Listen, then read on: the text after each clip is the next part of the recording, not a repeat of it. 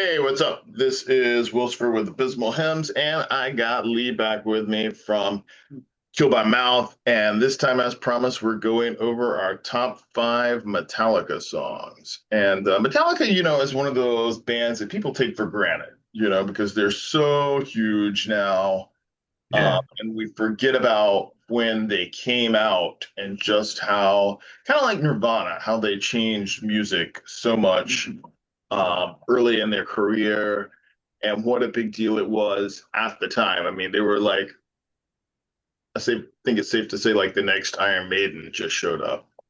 Uh, yeah, very and much like Nirvana. And as you said, right. And there's Nirvana really only had a few albums, so there wasn't a chance for them to go in the direction that Metallica did, where there was yeah, probably you could only imagine the kind of pressure that was on them after the Black Album, which was one of the yeah, like biggest rock albums of all time. yeah, Um, and we know what happened after that, which turned the tide. And I think too,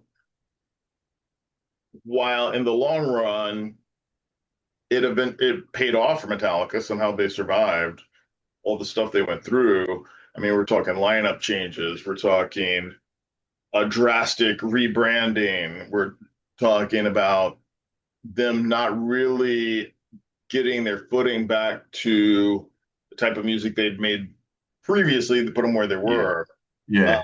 but they kept a pretty, I mean, I know some Metallica fans and they're like super loyal and will even defend their shittiest moments. Uh, but we're not going to really, I'm not planning on defending any of those. What are your thoughts on Metallica? Well, like you said, the Nirvana reference was quite apt because, like Nirvana, it was, ripped jeans, getting on stage in scruffy t-shirts, stuff like that. There was no kind of, it wasn't a glitzy, glammy type thing. It was very, very street level. And I think the two bands were similar in that sense. When I first got into Metallica, they were almost like my little secret, really. They were like a band that me and a handful of friends in school were into. And who would have thought, they would have done that Black album and gone on to be so huge. I actually think the time they were touring the Black album, I think Nirvana had come and gone, hadn't they? By the time they'd Right. finished touring that album. But yeah, when I was a kid listening to Metallica and stuff, I never would have thought they would have gone on to be, one of the biggest bands on the planet. So yeah, it's pretty crazy story, really. Yeah, I think it was me and Russell were talking about how, Metallica is one of the few bands that's like playing stadiums still Yeah, when it comes to rock music. And early on, I like you, I remember when the change that I noticed was when they made the video for One, because yeah, up until that point, it had just been me and my heavy metal friends that knew Metallica. When the video came out, then like the normal sporty guys yeah, come up and start asking me about it. yeah, Because I was like yeah. the leader of the metalheads at school. But so I had the same experience. Yeah, all the people that used to rib me for liking heavy metal were all of a sudden interested in Metallica. Even the girls, it was like, oh, Jason's cute, and right, oh, yeah, that was the one I remember showing some girl my Metal Maniacs or my Kerrang magazine, and yeah. she pointed out Jason Newsted. Uh, But before the so one there's kind video, of as you two said, I don't know. you never saw them unless they were in a magazine. Really, it was only that one video you finally got to see what they kind of looked like and stuff like. Right. Yeah. Before that, it was all well not underground, but it was more like I said, you only saw them in magazines and stuff. Really. And they were kind of like Motorhead in that regard. Yeah. No little air radio play up until And Justice and Yeah. no MTV. So yeah. So what do you got for your first pick? Okay. Well, I'm actually going to start with a cover. Reason being that I think every song that Metallica covers, they kind of make their own. somehow they just kind of they take that song and all of a sudden it sounds like it's been written by Metallica. And I've picked Helpless off the Garage Days EP. Love that EP, love the rawness, the grittiness, first thing they did with Jason, you can actually hear him on that. And of course, written by Diamond Head, which were a massive influence, on their early material. So I thought that was pretty apt. It might be a waste of a choice, but I thought, like, yeah, it's worth mentioning their covers because, pretty much everything they've done, they bettered really than the original. And yeah, that whole EP is just great. Just nice and stripped down. It still sounds great now. It sounds like it was done yesterday. So yeah, so I'm going to go with Helpless, the Diamond Head cover. Which is a good choice. I mean, Diamond Head, the first album is like a mix of Diamond Head Yeah, and Motorhead. yeah, Um, so yeah, I can totally see that. And I mean, I do like most of their covers. I'll say the only one that I will say is definitely not better. Well, two, there are two that aren't better than the originals. I'll say their cover of Remember Tomorrow is not better than the oh original. yeah, yeah, of And I will course. say their cover of Curse of the Pharaohs is not better I than the original. Yeah, agreed actually. But they're Yeah, pretty close. And, if I had to pick a cover, it would probably be Red Fan. oh yeah, good Uh, old Welsh band. That's my yeah. part of the world, that is. Yeah, cracking cover they did of that. Yeah. Yeah, but that's not going to be my first pick. My first pick, I'm going to go, and I guess I'm going to go in chronological order because I'm OCD, is going to be from the first album. And I'm going to go with The Four Horsemen. Oof, Just nice. because it still has the rawness that characterizes the Kill 'Em All album, but you're starting to see that kind of like a little more complex arrangement because there are different movements. Yeah, And like when they go into like the refrain where it's more like a halftime thing, and there's more like a gang vocal feel on the when they're naming off the horsemen, uh, yeah, that has a really good groove. And to me, it's one of the catchier songs off that album. yeah. That was a Mustaine written one mainly, wasn't it? Right. And I think they based that slowed down bit in the middle after they were listening to Lynyrd Skynyrd. I think they were sort of mimicking Sweet Home Alabama. Yeah, I I think could see that. Clifford had a bit of a say in that, I think. But yeah, what a cracking song! And of course, Megadeth did their version, The Mechanics, which I think is what it was originally titled before they changed the Right. lyrics. But yeah, Metallica's version is absolutely whomping. Yeah, really good. Yeah, good choice. Yeah. Cool. All right, what you got? Also off Kill 'Em All, and also another one they co-wrote with Mustaine. I'm going with Phantom Lord because that one just really grabbed me as a kid. Yeah, it's just Riff City, super heavy. Funny enough, again talking about Mustaine, I don't know if you noticed in Phantom Lord that slowed down riff is actually also in the Megadeth song "This Was My Life." Okay. So I I think can see that. Mustaine recycled a couple of riffs that had been in Metallica songs. But yeah, I love Kill 'Em All. It was a bit hard to pick one in particular off that album, but yeah, Phantom Lord sticks out for me. That's a great tune. And it's funny to bring up Megadeth because I remember at one point in time, right when I guess the Black Album was out, also Rust in Peace was out. Yeah, And I thought that there was more of a even playing field between the two bands, and that yeah, Megadeth was always going to be, it was going to be like the Stones and the Beatles. yeah, Um, but I guess that was not the case. But, you know, yeah. I mean, Rust in Peace is a killer, isn't it? What a record! But right. pretty hard to compete with that Black album, though. Yeah. As far as, like they did two different things. Like where Rust in Peace is technically superior, Yeah, the Black Album is just catchy songwriting.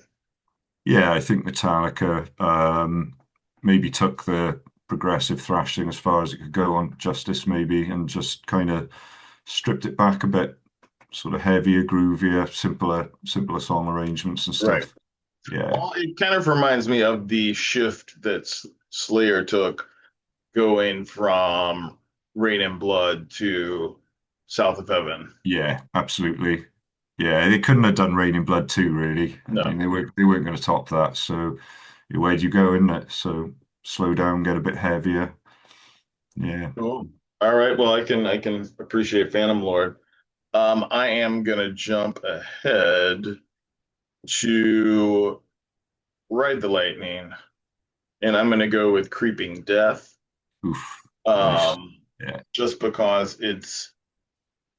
the guitar is more intricate, but it still has like a punch. It has a heavier punch, I think, than most of the songs, even on Kill 'Em All, because it's even though it's not as raw, there's a more refined aggression to it. And Yeah. the vocals are great, you know. It's a vicious Metallica kind sounding of album, Ride the Lightning. The right, guitar right. tone on that, I don't know whether they ever. For me, that's kind of like their peak, Yeah. um, as far as their production sound, you know. Yeah. They never captured that much. I mean, it's just a vicious guitar tone on that album, and it's really cutting.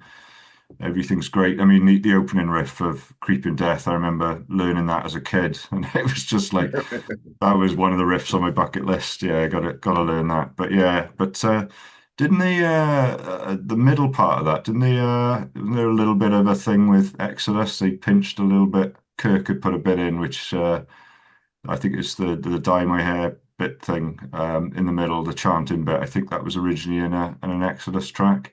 Okay, There's a I can little see bit of a that. stink over that, but yeah, Creeping It would have Death. had to have been from Bonded by Blood.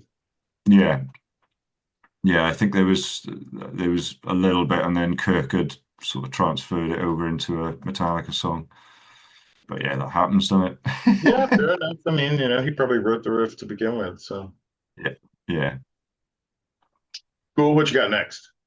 Okay, jump into And Justice for All now. I'm going to go with Blackened, which is going to really annoy the bass player in my band, Richard, because there's not a lot of bass on And Justice for All. But all the same, I remember hearing it for the first time. That awesome intro, that reversed guitar intro, and then those riffs coming in. I think Jason had a songwriting credit on that as well. I think the main riff is his. And as much as people bag Lars, the drumming's incredible on Black, and the way he shifts the beat, changes where the one is, so kind of messes with your head a little bit when you're listening to it. But there's some cracking riffs in that song, great lyrics, just a brilliant opener for that album, and yeah, it always takes me back to the first time I heard it. Yeah, great tune. Yeah, so Blackened would be my next choice. Right, and it kind of makes me think how they're like the master of the opening tracks. Yeah. They couldn't have started the album in a better way. Have you Just ever heard? like Oh, go when on, sorry. Battery I opens was, I up, was going to say, have you ever heard that intro reversed? It's quite. There is a version of it on YouTube where they put it back to the way they recorded it, and it sounds completely different, weirdly. Oh, dang, yeah, I can But imagine. yeah, but I There's do like kind that. of you can hear the Iron Maiden influence in those harmony parts. Yeah, yeah, absolutely. Yeah, It kind of reminds me of something from like Power Slave, like Aces High. yeah. There's a lot of guitar layers on that album, and Justice for All. In fact, I think there's like 11 rhythm guitar tracks on one of the songs. So yeah, he really put those harmonies in, and as you said, yeah, very Maiden influenced. I think like yeah, that Which came through a is lot. why there was no room for the bass, I suppose. Yeah, 11 guitar tracks, then it's like, well, yeah, where's the bass even gonna go? yeah. The bass is pretty inaudible at the time. I Yeah. didn't notice it because the track, the album itself has got a lot of bottom end. It still sounded really heavy, but I suppose when you compare it to the stuff they've done with Cliff, which again weird, you can hear Jason clear as a bell on that EP they did, arguably a better production in a way, even though it was so stripped down. But it is what it is, I guess. It's Right. a razor sharp album, Justice, and yeah, it just is what it is, I guess. Cool. Yeah, I can definitely understand that one being a high pick on the list. I will now shift over to Master of Puppets, and it kind of goes to a predictable song for me because you get into their H.P. Lovecraft lore, and it's a slower, probably the darkest song on the album, and that's I the know it. thing that should not be. Oh man, you nicked one of my choices. Yeah, I got a backup, don't worry, but I absolutely love that tune. Yeah, it's super heavy. It's tuned down a full step, and it? It's D to D across. So it just stuck out as being really heavy. Does it get any heavier than Master of Puppets? And then that song comes in, and yeah, love the H.P. Lovecraft stuff as well. So lyrically, yeah, it ticks all the boxes. But yeah, that's a great choice because that's such a deep cut, but it's always been one of my favorite Metallica tunes. Yeah. Did they have they ever played it live? I guess they would have at some point. It seems like I don't know if I've ever seen them play it live. I've seen them maybe three times, Yeah, I've and never seen them do it, but it's I've seen them play Disposable Heroes. yeah. Um, I guess they must have played it back in the day. yeah, probably. Um, but yeah, slightly different tuning to the rest of the album, and it's just that really heavy riff is just great. Yeah, yeah, we got a double one there. There we go. Hey, that's all right. It's better than the Iron Maiden list where you Yeah. have control of mine. So cool. All right, what you got next? Okay, I'm going to go back to Ride the Lightning now. Another great intro. I'm going to go with Fight Fire with Fire.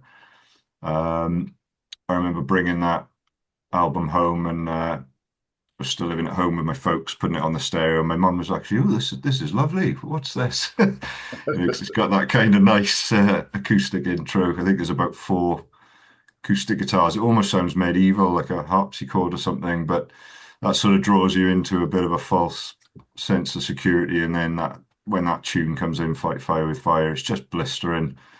Yeah, it still gets my blood going, that one. And again, Lars doing some pretty clever stuff on that with the drums, shifting the riffs and where you place the beat and stuff like. And yeah, Metallica, they meant business on that song. It's still to this day, it's just a killer, I think. Really good one. And it reminds me the most of Megadeth. It Yeah, like the vocal phrasing to me yeah, seems like it could have been on So Far So Good, So What. yeah, you're Um, right. it Yeah, you're almost absolutely reminds me of right. the Set the World on Fire song. Yes. Yeah, Uh, it's got that. So I mean, that theme was pretty hot back then with the thrash bands, wasn't it? The whole nuclear war yeah, um kind of I thing. think he'd But be making a comeback. sorry? Said you think that the thrash bands would be making a comeback with you know, being nuclear Yeah, occupied, yeah, because it's interesting how, because most of that came out in the Cold War in the 80s where that was all in yeah, our face. And now we're kind of back to that spot. yeah, Um, you're right. Maybe it'll come full circle again then. yeah, Yeah, good yeah, to you. I mean, I guess Power Trip has an album coming out this year at some point, so yeah. we will see what we see. Awesome. Let's see. I think my next one is going to be from and Justice, and I'm gonna go with Harvester of Sorrow. It's another Uh, banger, isn't it? yeah, just because it's another darker riff.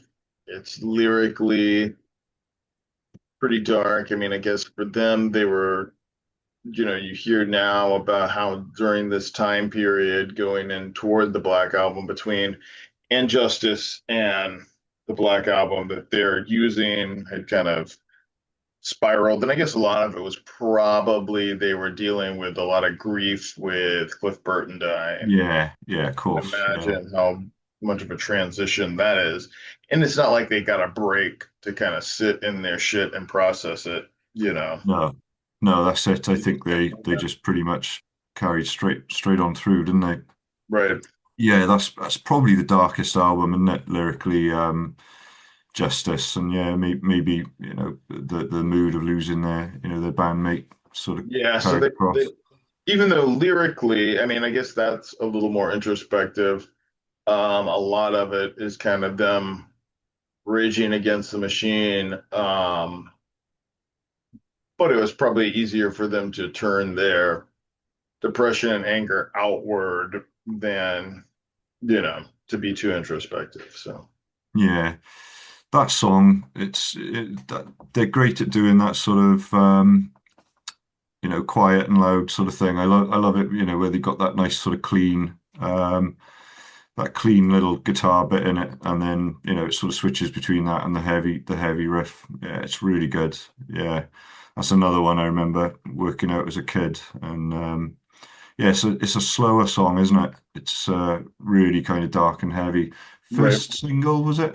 I believe I remember buying the single, the 12 inch of that. Maybe. I think it was, maybe that was the one that had, I could have sworn that I bought a single that was like Shortest Straw and Red Fan. Yeah, And that I had a 7 inch of oh, what was the song? The name's completely slipped my mind. Eye of the Beholder. I had a 7 inch of that with Bread Fan on the B okay. side, and yeah, so I don't. But yeah, I think Harvest of Sorrow may have been the first one off that record. Yeah, Cool, possibly, possibly. I mean, really, it's hard not to think of the single from that album being one, yeah, but I do remember that there was like cassettes being released when right before the album. yeah, Maybe that was it. yeah, yeah. I Cool. All think I've right, what got you it. got? Okay, well you nicked my favorite, so I'm going to go with my second favorite again off Master of Puppets. I'm going to go with Welcome Home Sanitarium. I think mainly because it sort of covers all those Metallica hallmarks. You've got that beautiful jazz chorus amp he used to use, that lovely crystally clean sound Hetfield used to get back in those days. And of course, you've got, great guitar solos. It's heavy. It's really, epic towards the end. Again, great lyrics. I loved Hetfield's vocals back then as well, almost like preferred him before he learned to sing properly. Right. There was something about the double tracking and the tone of his voice on those earlier albums. But yeah, that's a song I always go back to. Just really like it. Great guitar parts again, and another one I remember learning and just being really chuffed when I got that one down. But yeah, I was going to go with the thing that should not be, but yeah, Sanitarium's a close second for me. Yeah. See, Welcome Home was my backup if you chose thing that should not be before me. So it works out. Glad we got to mention it. Yeah. And I mean, something can be said for even though I would say the Black Album is where James's voice was dialed in perfectly. Yeah. There's a lot of moments where you can see that he really could sing, and that was one of them. You know, Yeah. Yeah. His singing's great on the Black album. Yeah, I mean, he obviously sounds younger on the earlier albums. I wouldn't say he's got more range, but yeah, he's obviously come down a little bit in pitch right? over the Yeah, years. I think But he yeah, has more control in his baritone register. yeah, I think so. And I think, from the beginning, I think he was always a reluctant vocalist, really. Didn't they try and get the guy from Armored Saint in at one point? Yeah. But yeah, I'm so glad they kept Hetfield. Yeah, that's a great song, Sanitarium. I think Cliff Burton had a writing credit on that one as well, and you can hear his influence all over. the Master of Puppets album. Again, as well as the Maiden, I think the harmony influence came a lot from Cliff, I think, as well. Right, He, particularly on he the was, guitar solo. yeah, I think he was a little bit musically trained and kind of knew how to do the harmonies. Kind of went through, spent a lot of time with James doing that, I think. But yeah, so yeah, Sanitarium, that would be my top choice then, yeah. All right. Well, my final choice is going to be back to more melodic, and I'm going to step back to Ride the Lightning because if I had to pick an album where I'm choosing two from, that's my favorite Metallica Yeah. album. And another song where you kind of get to hear that James is a good singer, and that's Fade to Black. Oh yeah. What a Yeah, tune. I Yeah, think what a it's tune. just one of the most perfectly written songs, particularly when you're talking about these heavy metal power ballads that they kind of help push forward. Obviously, they were taking influence from bands like Iron Maiden that had already touched on Yeah. it, which is interesting. Maiden touched on it more in the Paul Di'Anno years than they did with Bruce, Yeah, because you didn't hear anything with you're right. Bruce like that until Still Life. Yeah, you're absolutely right. There's a lot of early Diano stuff in it, like um what's the one? Is it Prodigal Son on Killers? Yeah, Which is yeah, yeah, and stuff. But yeah, it's interesting, isn't it? Because I think they got a lot of stick for that song at the time. There wasn't any, kind of clean stuff like that on Kill 'Em All, and I think a few people gave them a bit of crap for that song. And of course, it's become an absolute classic. Again, it's one that I regularly teach to my students. They're all teenagers and they love Metallica, and that's one that always comes up. Can you teach me that one? And it's a great tune from start to finish. and Yeah, I think it's one thing about it is it captures all the dynamics. yeah, of course, yeah. You've got that lovely. I mean, his voice sounds great over the clean bits, and then yeah, it's funny you should say it. I can hear the Maiden influence now. I hadn't really thought about it before, but yeah, it's very much that. Sort of soft, heavy, and then a big climax Right. towards And the then middle that again. dun dun dun dun riff is really kind of has that Yeah, older new wave of British heavy metal sound. absolutely. Like even deliberate like Rainbow, I would say. Yeah. Yeah, yeah. Again, great harmony, layered harmonies there on the guitars and stuff. Yeah, and Kirk's on fire. There was always a rumor that the opening guitar solo was actually done by James on the album, and when I listen to it, I think it is because you can really hear his style. But obviously, Kirk does it live, but there's no mention of that on the sleeves. The solo work Hetfield does on Master of Puppets is mentioned on the sleeve, but I'm sure that's him on the intro. What songs But does he play solos on Master of Puppets? yeah, he's got one in Orion. He's got some harmony stuff, I think, in Master of Puppets. Um, I'll have to double check what else he's got, but he does a beautiful one on To Live Is to Die on Justice. That Okay. that middle Yeah. solo, that's absolutely stunning. Strange he never played a bit more lead, really, because he can obviously do it. But that was the cool thing, I guess, with a lot of the thrash bands back then. They often had, more of a rhythm player and then like a lead guy. So seems to work for Right. him anyway. Where I think where it was more balanced, like a band like Slayer, those two roles kind of blended in. Yeah, like a Judas Priest type of thing Yeah. with Slayer. They were big fans of Which, that.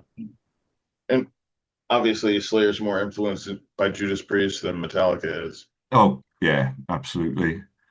I think for sure. like Anthrax had Scott was always the rhythm guy, wasn't he? And Yeah. Dan Spitz always did the lead stuff. But yeah, you're right. Slayer had more of that Maiden Priest kind of thing, where it was like a dual lead guitar thing.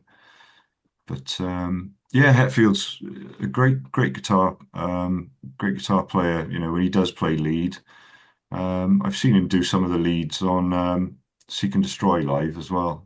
So yeah, he chucks a couple in there now and then.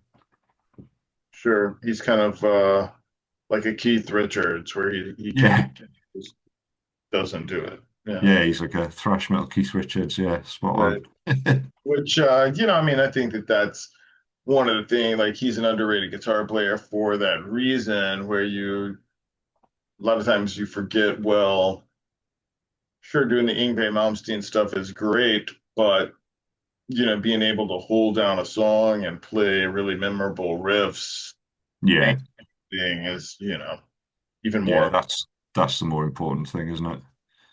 Yeah, I think Kirk was around the Master of Puppets era. I think he was having lessons from Joe Satriani. So I think he had maybe had a little bit of help with some of the solo work on that album.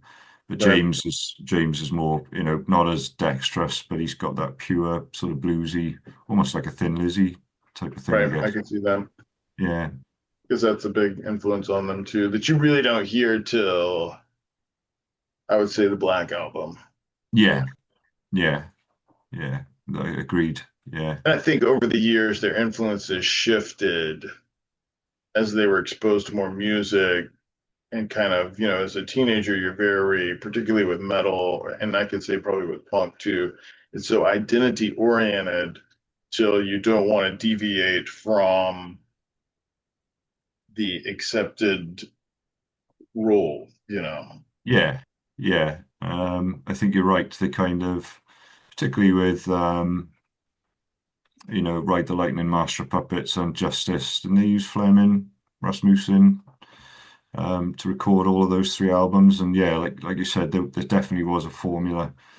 What's interesting, I think, talking about influences, I think if you read Hetfield's quote in his high school yearbook, he's got down as his dislikes disco and punk. Yeah. So that obviously changed because I think Cliff came in with the whole Misfits thing, and I think Dave Mustaine as well was, showing in the Sex Pistols and stuff like that. So Yeah, I know that Dave Mustaine is really into Fear because they yeah, opened up. I saw Megadeth play with the Misfits. They were opening up for the Misfits, but yeah, they'll Fear, Megadeth, and the Misfits. And Levine came on and sang one song with Megadeth. yeah. He did an album with Lee Ving, didn't he? A whole album, Right, MD right. 45, which I've got. So I haven't listened to that for a while. I have to dig that out. Yeah, but I think Mustaine and Cliff, I think up until that, I think Hetfield was more Aerosmith, Thin Lizzy, a bit more classic rock. So I'm really glad that that punk influence came in to Metallica because it really gives it a punch, Right. And really. I think that the Thin Lizzy influence led to him being more into Southern rock eventually. Yeah, yeah, That's kind of yeah, where he heard the Leonard Skinner and the Bob Seger and, all of that yeah, and began to crop up. yeah, you can hear that sort of sound coming out more on Load, Right. There's which more is an growth. album my mates hated when it came out, but I think there's some corkers on there. There's some Yeah, I went back and revisited it not too long ago, and it was better than I remembered. Um, yeah, I haven't listened to Reload yet, but no, you know, no, I really liked Until It Sleeps off Load. I wasn't fussed on the video. That was a bit avant-garde for Metallica, I thought at the right. time. But that song, you can hear there's a bit of an Alice in Chains influence, I would say, on that song, particularly on the drums. But yeah, that was heavy. There was some great riffs in that. But on the whole, yeah, you can hear a bit more of that southern sound coming through around that sort of time for sure. Yeah, definitely. Yeah, didn't Cool. he did a cover of Tuesday's Gone, I think, didn't he, with Pepper Keenan Yep. and some of those guys. Yeah, yeah, definitely hear that influence. Cool. All right. Well, this has been a good one, and I Yeah, guess next enjoyed. time we get up, let's shoot for the top five '90s metal albums.